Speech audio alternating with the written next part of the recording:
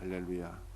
우리가 어제는 스데반 집사의 최후의 설교를 통해서 다윗이 어떠한 목적으로 성전을 건축했는가 하는 것을 살펴보았습니다. 야곱의 집을 위하여 성전을 건축했대요.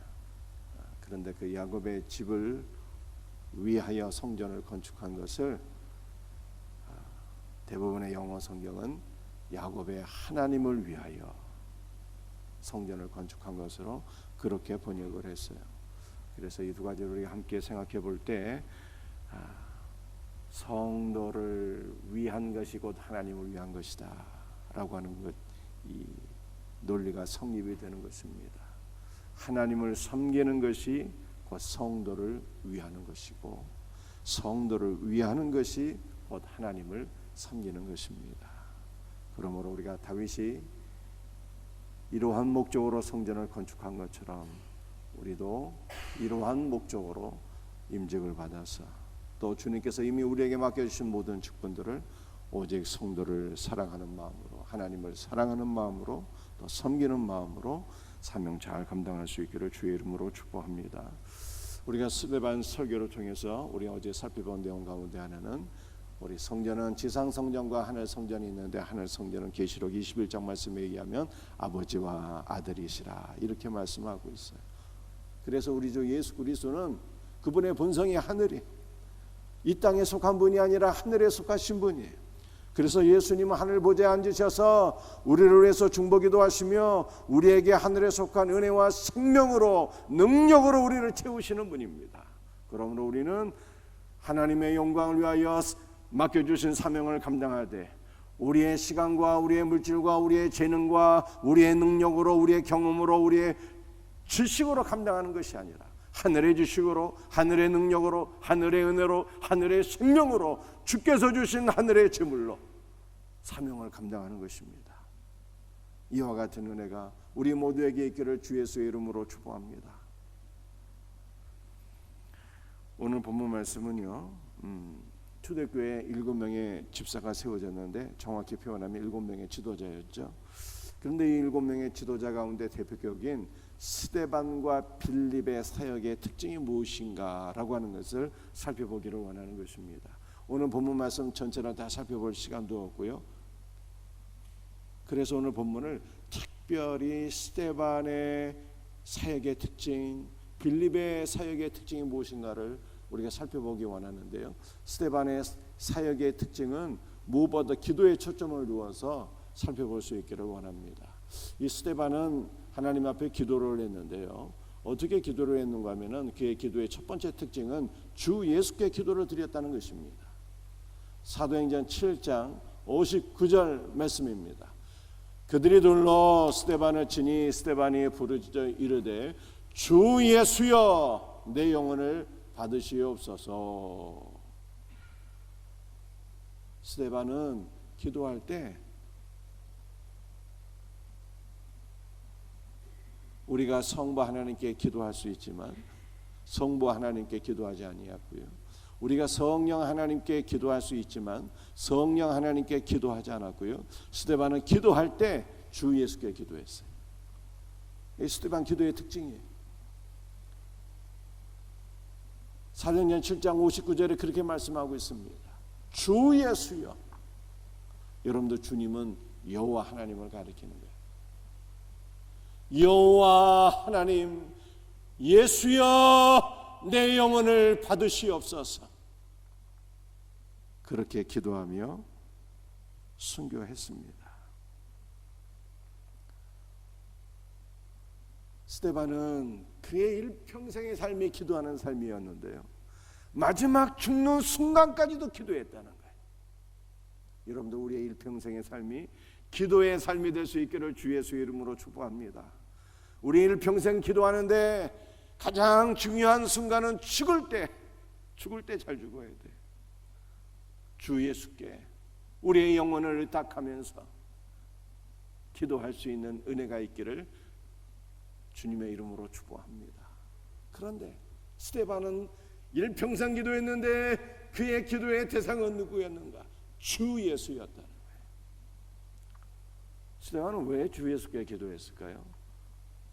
로마서 9장 5절 말씀을 보면 그는 만물 위에 계셔서 세세의 찬양을 받으실 하나님이시니라.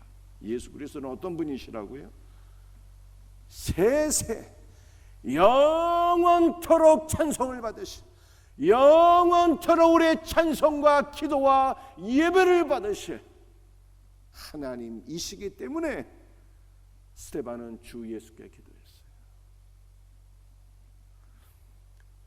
여러분들 구약 시대는요 대제사장이 있었잖아요. 그런데 하나님께서 대제사장을 천사 가운데 세우지 아니하시고 사람 가운데 세우셨어요.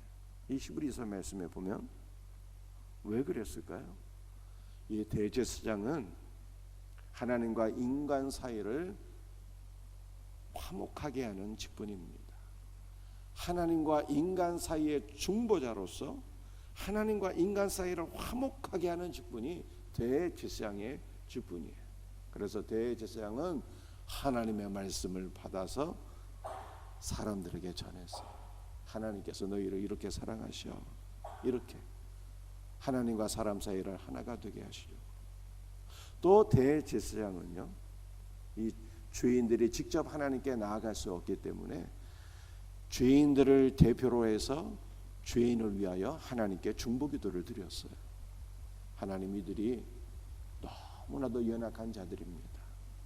하나님께서 대제사장을 사람 가운데 선택하신 이유가 본인도 사람이기 때문에 죄가 있잖아요. 연약함이 있잖아요. 인간의 연약함을 너무나도 잘 알고 있어요. 그래서 그 연약한 인간들을 긍휼히 여기며 기도하라고 하나님께서 대제사장을 사람 가운데 선택하신 거예요. 그래서 대제사장은 연약한 인간들을 위해서 그들의 기도의 제목을 안고 아버지 앞에 나아가 대신 기도한 것입니다. 그런데 그 대제사장이 누구입니까? 대제사장은요 연약한 인간이었는데 장차 오실 대제사장이신 예수 그리스도를 예표하는 직분이에요. 그래서 참 대제사장이신 예수 그리스도께서 아버지의 말씀을 받아서 우리에게 다 말씀해 주셨고 우리 연약한 인간들을 위해서 대신 아버지께 중보기도 하시잖아요. 그 성경의 원리는 무엇인가 하면 연약한 죄인은 직접 하나님 아버지께 나가지 말고 중보자를 통해서 기도하라는 거예요. 그러니까 우리의 기도가 중보자이신 예수님, 대제사장이신 예수님께 가야 되는 거예요. 그러면 예수님께서 우리를 위해서 보좌 우편에서 기도하십니다. 이게 성경의 원리예요. 그래서 스데반은 누구에게 기도했습니까? 주 예수께 기도했어요. 주 예수여 내 영혼을 받으시옵소서. 사랑하는 성도들이여, 주 예수의 이름을 부르며 기도하시기를 바랍니다. 누구든지 주의 이름을 부르는 자는 구원을 받으리로다. 너희가 이제까지 내 이름으로 아무것도 구하지 아니하였으나 이제부터 구하라. 너희 기쁨이 충만하리라 말씀하셨는데 마무리만 예수님의 이름으로 기도하라는 뜻이 아니에요. 우리의 기도의 모든 간구가 주 예수라는 거예요. 주 예수의 이름을 부르며 기도할 수 있는 우리 성도들이 되시기를 주님의 이름으로 축복합니다. 스데반 기도의 두 번째 특징은요,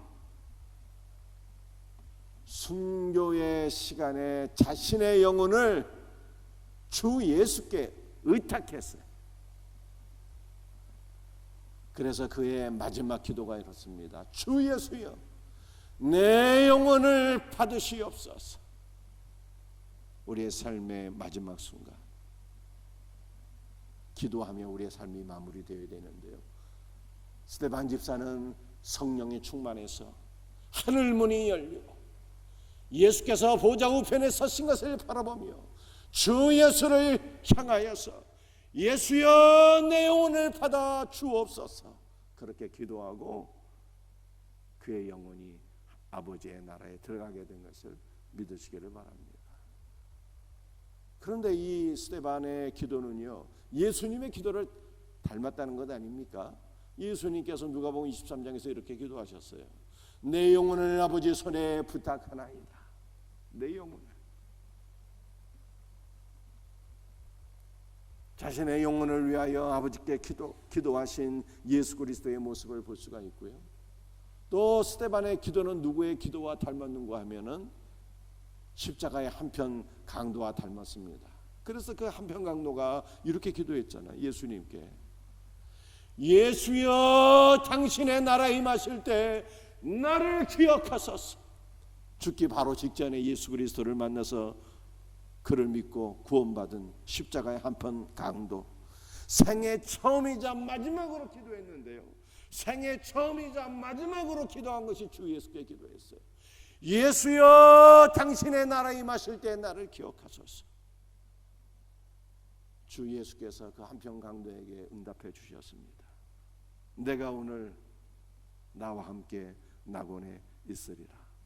그러므로 사랑하는 성도들이여, 우리의 마지막 기도는 주 예수여 내 영혼을 주님께 의탁하나이다. 이 기도를 드리고 주님 나라에 갈 수 있기를 주의 이름으로 축복합니다. 스데반의 기도의 세 번째 특징, 이게 제일로 중요한 거예요. 이게 제가 이 말씀을 드리고 싶은 거예요. 지금 세 번째는요, 원수를 위해서 기도했어요. 사도행전 7장 60절 요 기도하고 스데반 집사가 순교했습니다. 우리 같이 한번 읽어보겠습니다. 무릎을 꿇고 크게 불러 이르되 주여 이 죄를 그들에게 돌리지 마옵소서.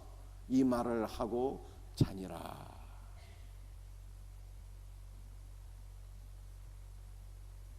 스데반 집사가 최후로 기도하기를, 주여 여호와 하나님이시여 주 예수시여 이 죄를 저들에게 돌리지 마옵소서. 원수를 위하여 기도하고 죽었다는 거예요. 성경은 죽었다는 표현을 꼭 잔다 이렇게 표현하고 있어요. 왜냐하면 다시 깨어날 거니까, 다시 부활할 거니까 잔다 이렇게 표현하고 있어요. 소망의 언어인 것이죠. 그런데 이 스데반 집사의 원수를 위한 기도는 예수님의 기도와 동일했어요. 누가복음 23장 34절 말씀 같이 읽어보겠습니다. 아버지 저들을 사하여 주옵소서. 자기들이 하는 것을 알지 못하나이다. 자신을 죽이는 로마 군병들과 대지상의 무리를 향하여서 주님께서 중보기도 하셨어요. 저들의 죄를 사하여 주옵소서. 그래서 이 스데반 지도자의 사역의 특징을 이렇게 우리는 정의할 수 있습니다. 스데반의 사역의 특징은 기도와 전도에 헌신했다는 거예요. 그의 일평생의 삶이 기도의 삶이요 전도의 삶이었어요. 그리고 스데반의 사역의 특징을 한 가지 더 말씀드린다면, 스데반은 원수도 사랑하고 품는 사역이었어요. 제가 이제까지 조금밖에 못 살았지만 살아보고 또 주의 일을 하다 보니까 한 가지 깨달은 게 있는데요, 많은 사람들이 얘기하는 것이 정말 그렇구나 하는 것을 제 삶 속에서 깨달아요. 많은 사람들이 어떤 얘기를 합니까? 그 영원한 친구도 없고 영원한 적도 없다, 그런 얘기를 하잖아요. 정말 그런 것 같습니다. 영원한 친구는요 딱 한 분뿐이 없어요. 누구일까요? 예수님 한 분뿐이에요. 진실로 그렇습니다. 영원한 친구는 오직 예수님 한 분이에요. 나머지 모든 관계는요 영원하지 않습니다.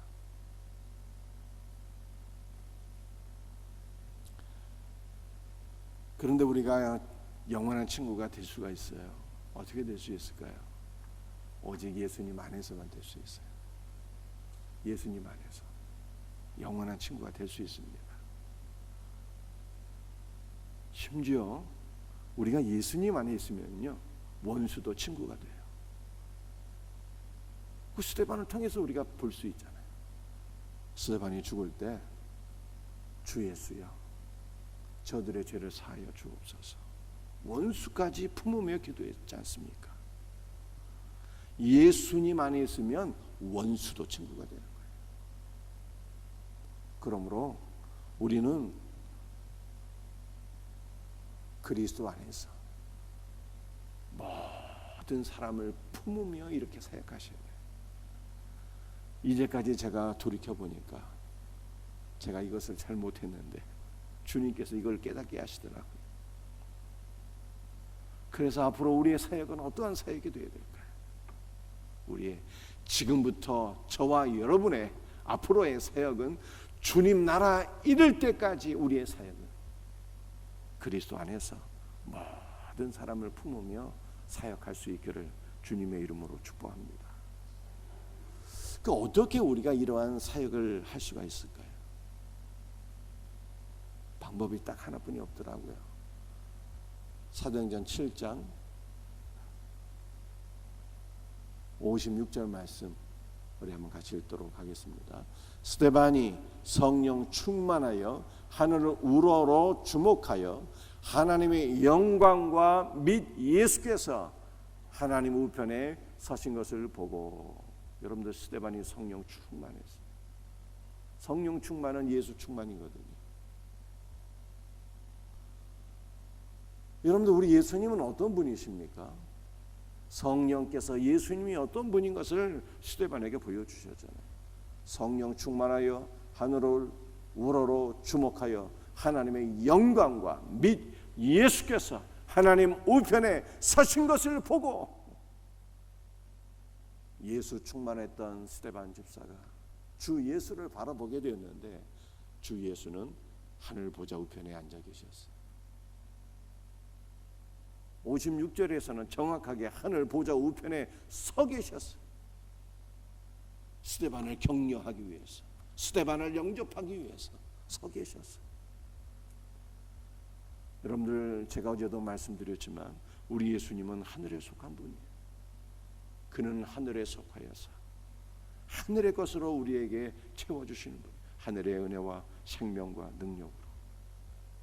그래서 우리는 하늘의 생명으로 하늘의 은혜로 충만하게 채워질 때, 예수 그리스도로 충만하게 채워질 때 예수님의 그 넓은 품으로 모든 사람을 포용할 수 있는 거예요.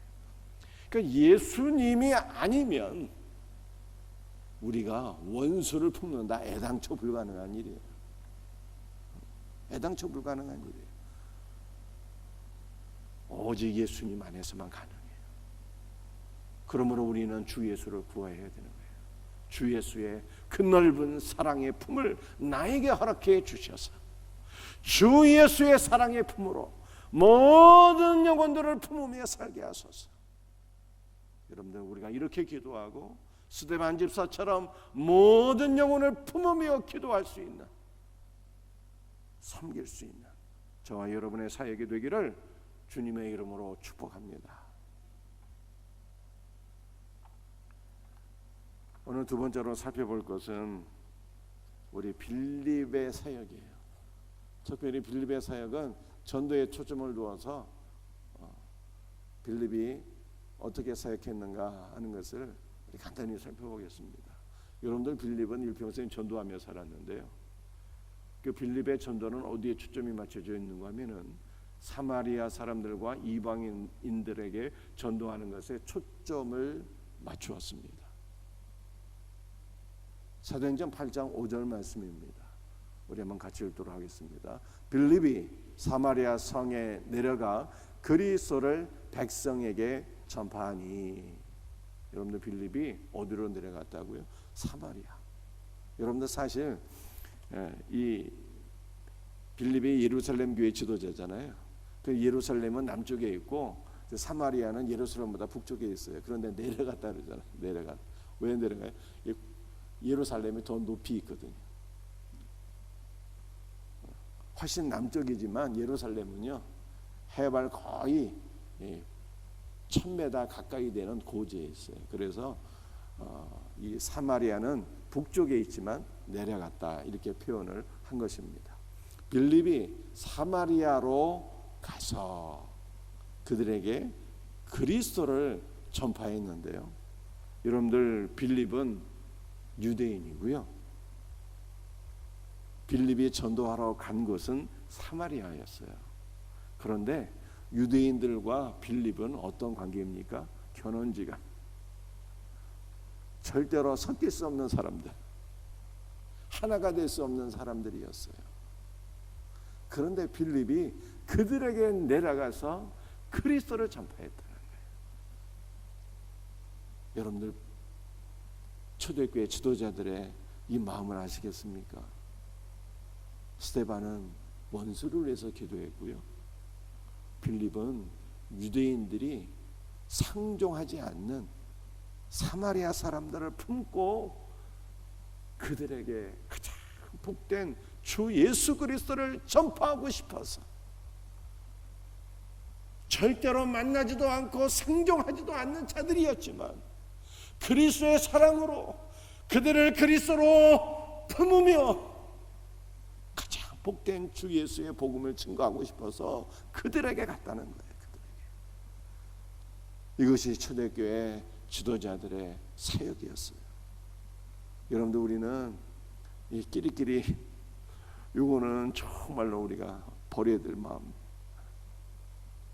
주님께서 기뻐하지 않는 마음이 끼리끼리는 그리스도의 넓은 사랑으로 품으며 사역하실 때, 품으며 원수도 품으며 이제까지 상종하지 않았던 모든 사람들도 그리스도의 사랑으로 품으며 가장 좋은 것을 우리가 줄 수 있는 빌립과 같은 사역자들 되시기를 주의 이름으로 축복합니다. 그런데 이것은 누구의 뜻이었어요? 예수님의 뜻이었기 때문에 빌립이 순종한 거예요. 사도행전 1장 8절에 뭐라고 말씀하고 있습니까? 오직 성령이 너희에게 임하시면 너희가 권능을 받고 예루살렘과 온 유대와 사마리아로 가라고 그랬잖아요. 주님께서 승천하시면서 제자들에게 사마리아로 가라고 말씀하셨기 때문에 주님을 사랑하는 마음으로 간 거예요. 그냥 주님 사랑은 원수 사랑이고 원수 사랑은 주님 사랑인 거예요, 이게. 그런데 이것이 어떻게 가능할 수 있다고요? 성령이 매되는 거예요. 성령이 주 예수로 충만하게 될 때 모든 것을 품는 사역이 가능해지는 거예요.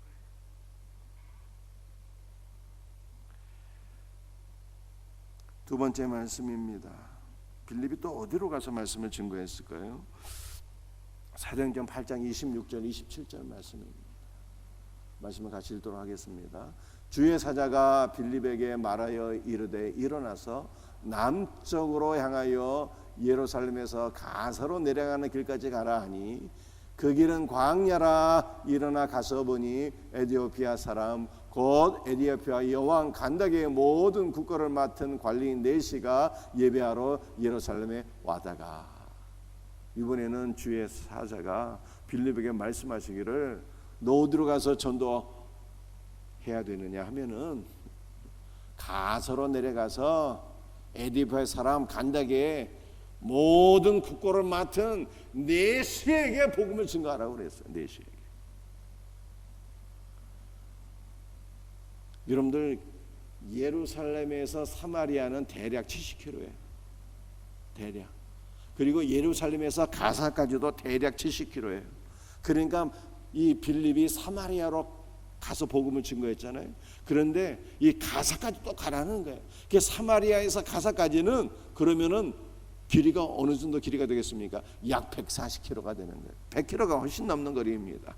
그런데 그 먼 거리까지 가서 너는 에디오피아 여왕 간다게의 모든 국권을 맡은 네시에게 복음을 증거하라 그랬어요. 빌립이 이 말씀에 순종합니다. 그런데 그 네시는 어떠한 사람이었어요? 이방인이잖아요. 이방인. 에디오피아 네시인데요, 이방인이잖아요. 여러분들, 유대인들은 이방인들을 어떻게 여겼습니까? 사람으로 보지 않았거든요. 하나님께서 이방인을 왜 창조하셨나? 지옥의 땔감이 부족해서 창조하셨다, 이렇게 생각할 정도였는데, 그런데 빌립은 이방인도 품고 가장 복된 것을 나누어 주기 위해서 가사까지 가서 이방인에게 복음을 증거했다. 이렇게 말씀하고 있어요. 그 초대교회 모든 지도자들은요, 그들의 특징이 그냥 모든 사람들을 다 품은 거예요. 모든 사람들. 원수도 품고 사마리아 사람도 품고 이방인도 품고 모든 사람을 품으며 기도하며 사랑을 베풀며 복음을 가장 좋은 것을 내어주는 거예요. 가장 좋은 것을. 이게 예수님의 사역이잖아요. 예수님의 사역.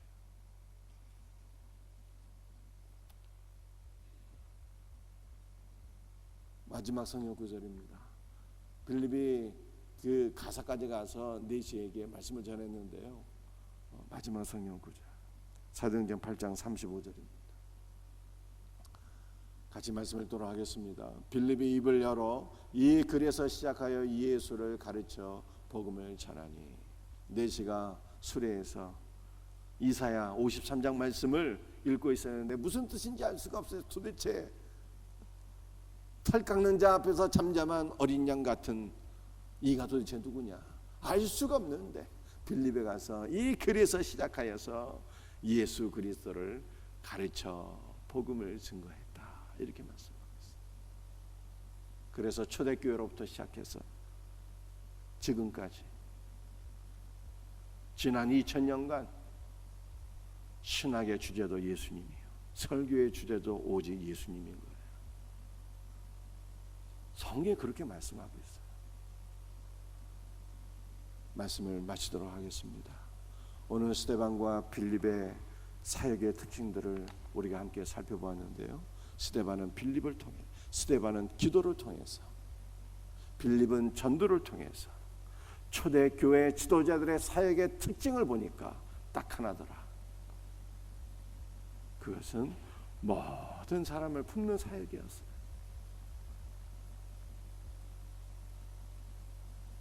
제가 목회 25년 동안 해오면서 지금에야 깨닫는 거예요. 모든 사람을 품으라. 주께서 말씀하시더라. 이것은 우리의 힘으로 안 돼요. 오직 예수 충만해야 가능한 사역입니다. 예수 충만해서 예수 그리스도의 마음으로, 예수 그리스도의 사랑으로 모든 사람들을 품으며 사랑하며 용서하며 우리의 가장 좋은 것 주 예수 그리스도를 나눠줄 수 있는 복된 은혜가 우리 모두에게 있기를 주님의 이름으로 축복합니다. 기도하시겠습니다.